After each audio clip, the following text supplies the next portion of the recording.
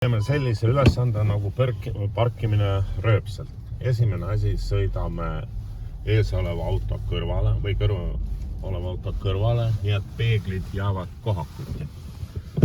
Nüüd keerame rooli lõpuni paremale, parem suund ja laseme autol pöörata kuni keskmine uksepost jääb auto tagumise nurga kohale. Nii, nüüd rool uuesti otseks ja läheneme äärekivile.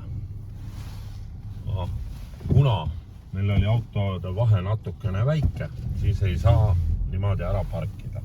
Autode vaheks peaks jätma vähemalt meeter. Teeme uuesti. Tuleme uuesti auto kõrvale. Uuesti peeglid kohakuti, tagurpidi käik, parem suund, rool lõpuni välja. Laseme auto uuesti uksepostiga kõrval oleva auto tagumise nurgani. Nüüd rool otseks ja hakkame lähenema äärekivile. Laseme äärekivile nii palju kogu aeg lähemale, kuni näeme, et saame keerata rooli vasakule. Ja auto keerab selle auto taha. Nii, nüüd sätime enda äärekivi suhtes paika ja nüüd peame minema välja vaatama. Auto peab asetsema äärekivi äärest. Ta ei tohi olla äärekivist kaugemal kui 20 cm. Lähemal võib olla, aga mitte kaugemal. Ja autod peavad olema pargitud selliselt, et ees oleva auto juht saab ka oma pagasnikusse asju panema. Nüüd teeme järgmise ülesande. Teeme parkimise manöövriga. Selleks on 2 varianti. Kas ma pargin väljapööramisega vasakule, et suund sisse. Tahan siia auto kõrvale parkida, siis sõidan peegliga kuni parklimise kõige kaugema servale. Rool vasakule välja, lasen auto vasakule keerata. Nüüd tagurpidi käik ja hakkan laskma auto kõrvale.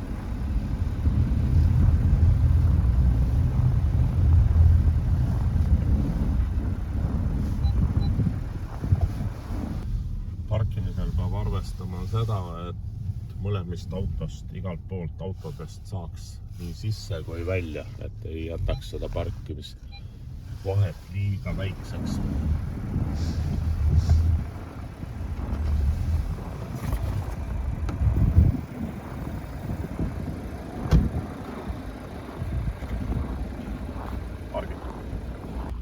Ennem ei ole auto pargitud, kui juhtilane on öelnud, et pargitud. Tal on võimalus tulla välja vaatama. Auto peab olema pargitud, et vahe oleks normaalne, et saaks mõlemist autost sisse välja käia.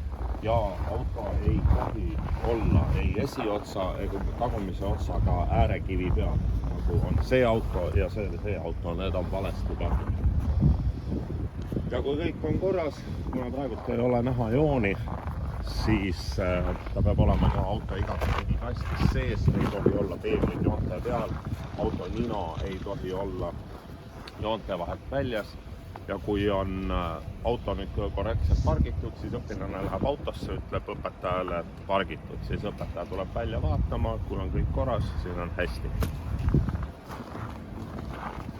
Parkimise pöördega paremale poole, kui juhtub olema parkla nii kitsas, et ei saa nina vasakule ära keerata, siis on ka üks võimalus parkida niimoodi.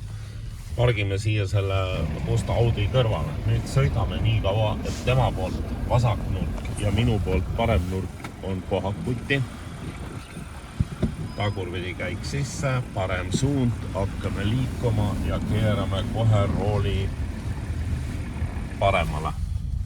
Võimalikult selle auto lähedalt läbi.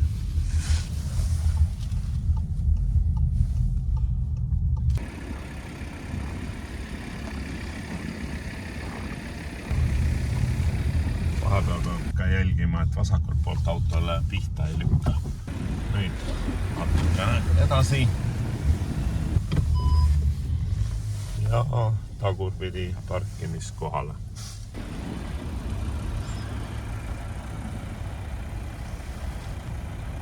Järgmine eksami ülesanne parkimine pöördega paremale. Et paremalt keerata on liiga järsk nurk, siis võib võtta ka autoga vasakule. Suund sisse, vaatame peeglist, et kedagi ei tule.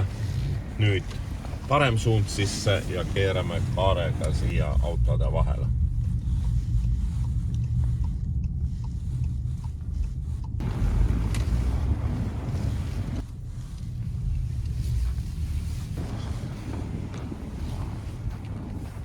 Alati parklast välja sõites pöörake tähelepanu sellele, et te kellegi ette ei sõida, sellepärast et tagurpidi sõitjal peab alati kõigile teed andma. Parklast välja tulles peab ka näitama suunda sellele poole, kuhu poole te auto tagumise otsa keerate. Antud hetkel ma lähen vasakule poole auto tagumise otsaga ja põleb vasak suunatul. Ja peab ka jälgima seda, et keeratakse ikkagi oma sõiduraja peale, mitte ei keera vastassuunavööndi peale. On järgmine parkimine pöördega vasakule kahe auto vahele. Kõigepealt anname muidugi jalakäijatele teed ja